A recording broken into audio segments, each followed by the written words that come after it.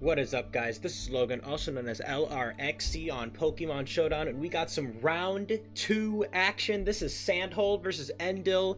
Don't know much about Sandhole, but I do know that Endil is a Kalos Invitational level player.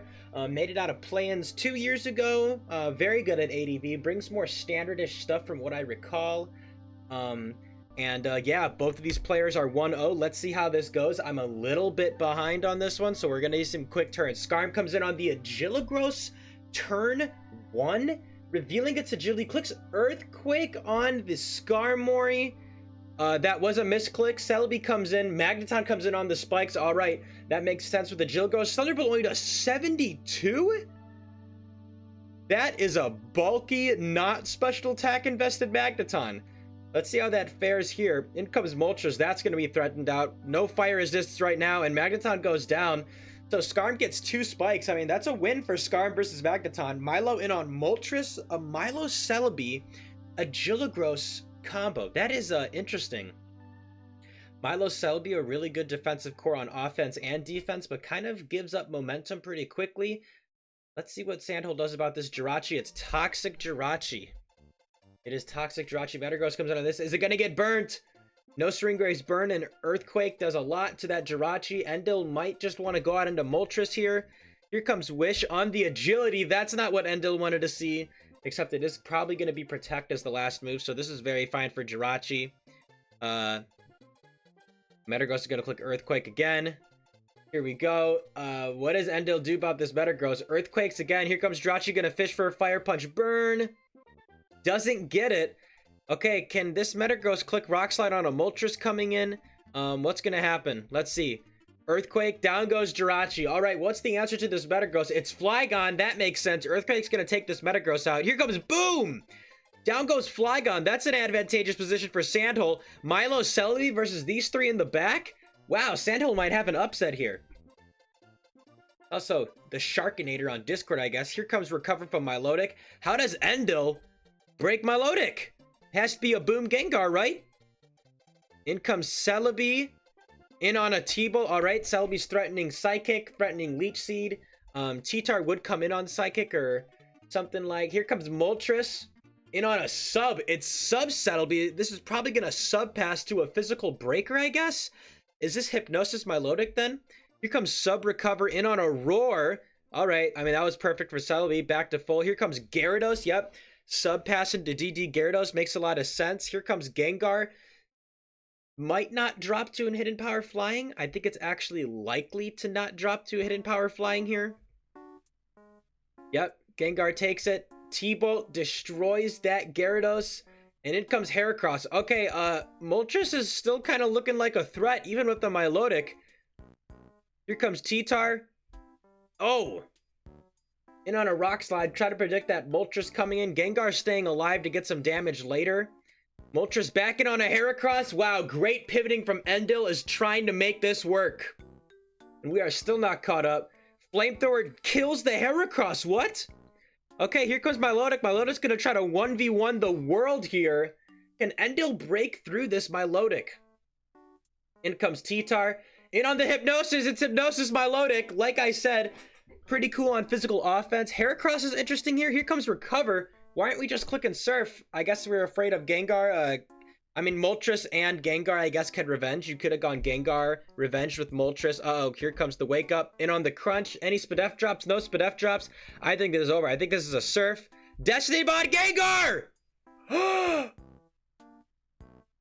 It took out the Milotic! And this is over for Sandhole! Wow, what a D-Bond Gengar right there. Here comes Leech Seed, Flamethrower. Oh, it's too much for the Celebi. And Celebi goes down. Wow. That was a perfect Destiny Bond Gengar. Wow. I feel like I didn't get to analyze much there because the games just went by so fast. But let's see what happens on game 2. Wow, I mean, D-Bond Gengar just really came back for Endil. Perfect usage of it there, and I mean, this team doesn't like facing Milotic. D-Bond Gengar to try to lure something like that? Wow, that's really cool. That is really cool. Let's see what Game 2 has to offer. I'll also say, I'm looking back at this right now. And on this Roar, when Gyarados, I feel like you didn't need to try to kill the Gengar here after a DD. If you know that Gengar's likely going to come in, why don't you just pivot back out to Celebi if it doesn't kill Gengar? I mean, Gyarados still seems like a huge threat, and I don't know. I just feel like Celebi maybe could have game in here on the T-Bolt. But either way, we got game 2. We got lead Skarm versus lead Ments. Let's see how this goes. We can finally analyze a little bit. Sandhole, again, with lead Skarm, I've said this many times, is often going to be an offensive team or an ultra defensive team. But it doesn't have to be. This could just be like a regular like Skarm TSS build, but you just lead Skarm for the mix-up.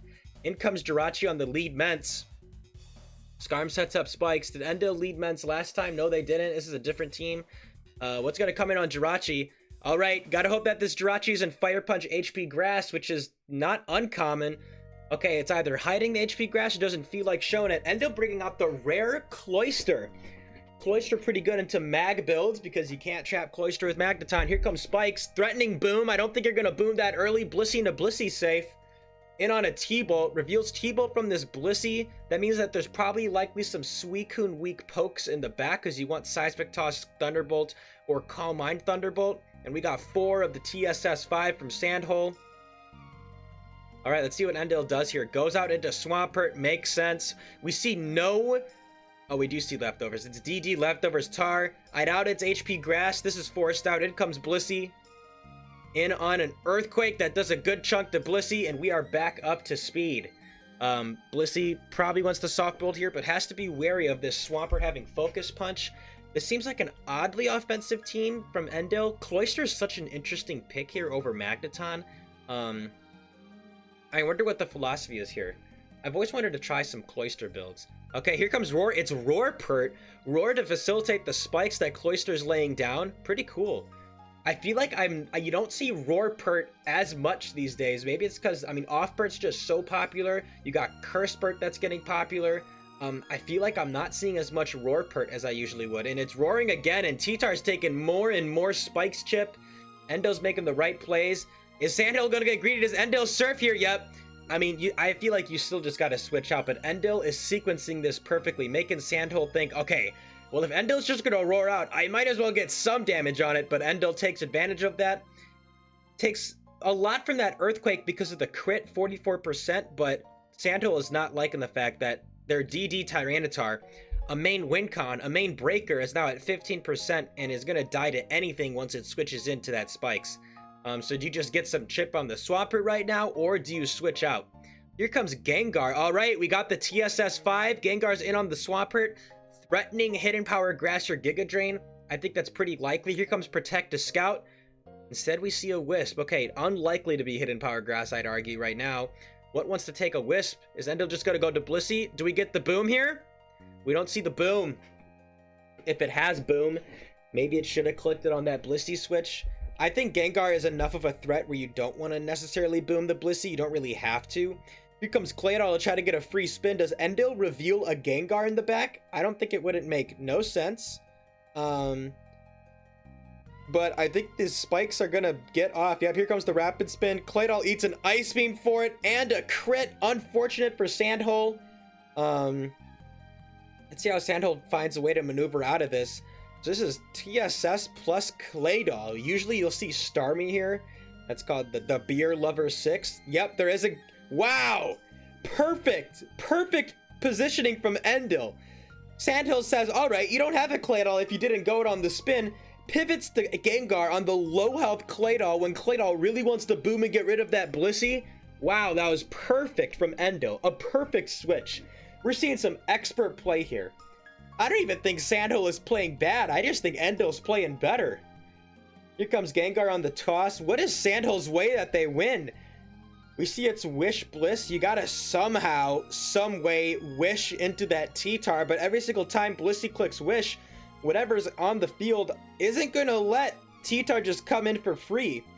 Then again, on those Wish turns, Blissey can pressure whatever is in front of Blissey, like right here, but Blissey doesn't really pressure Blissey. So even if you set up a Wish here, Endil can keep clicking Ice Beam and T-Tar's never going to be allowed to come in. So kind of awkward positioning. What do you do about this Blissey? Do you go Skarm and try to set up more spikes? I am not sure. I don't know how Sandhill's gonna come back from this one. Seems really tough.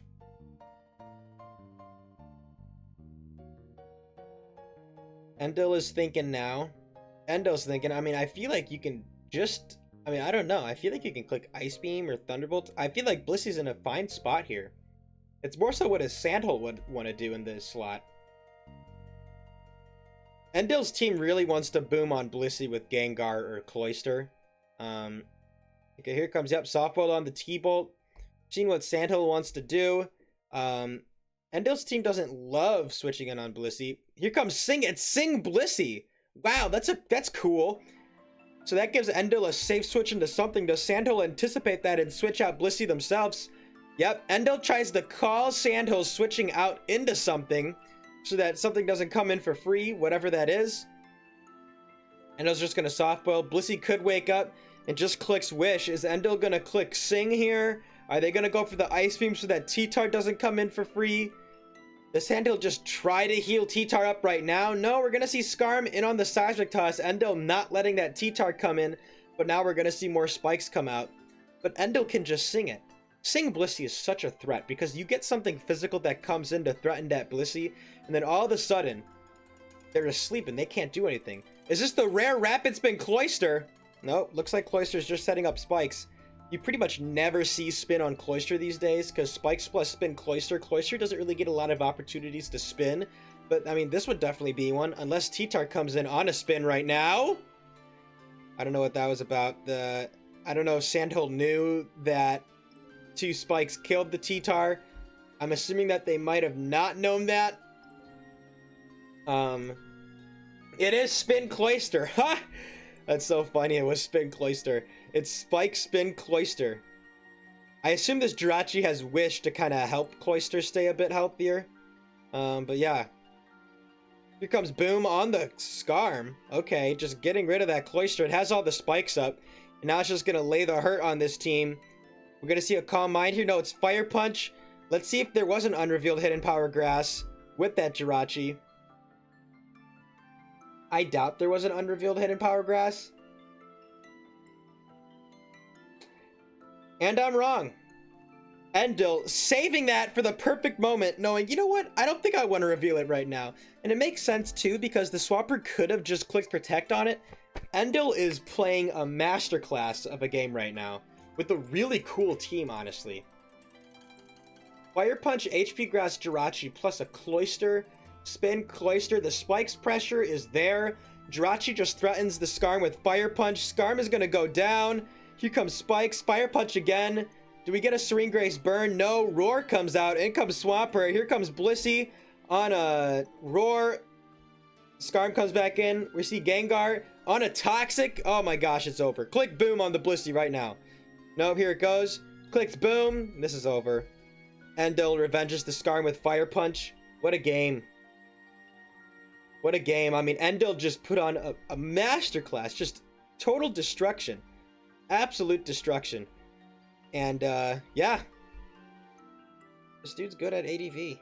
Dude's really good at ADV. Quick narration for this one. Here's some donations. Here's some donations.